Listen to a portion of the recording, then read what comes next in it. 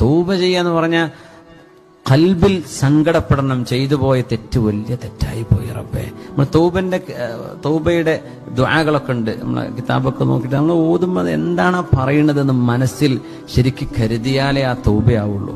വെറുതെ അങ്ങനെ വായിച്ചു പോയിട്ട് കാര്യമില്ല. പച്ച മലയാളത്തിൽ തൗബ ചെയ്യാൻ പറ്റും, അറബി തന്നെ വേണമെന്നില്ല. അല്ലാഹുവേ പറ്റിപ്പോയി റബ്ബേ, എനിക്ക് മാപ്പ് തരണേ, ഞാൻ ചെയ്യൂല റബ്ബേ, നിനക്ക് ഞാൻ വാക്ക് തന്നു റബ്ബേ, ഞാൻ ചെയ്തത് വലിയ കുറ്റായി പോയിട്ടുണ്ട്. തിന്മ ചെയ്യാതെ കള്ളുകൂടിയെന്ന് തൗബ ചെയ്യണമെങ്കിൽ ആ കുടിച്ച മാല് തീരണം, അല്ലാതെ ആ മാലിൽ തന്നെ തൗബ ചെയ്തിട്ട് കാര്യമില്ല.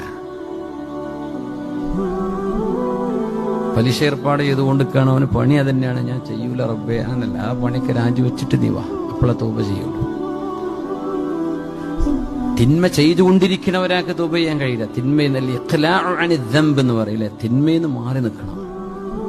എന്നിട്ട്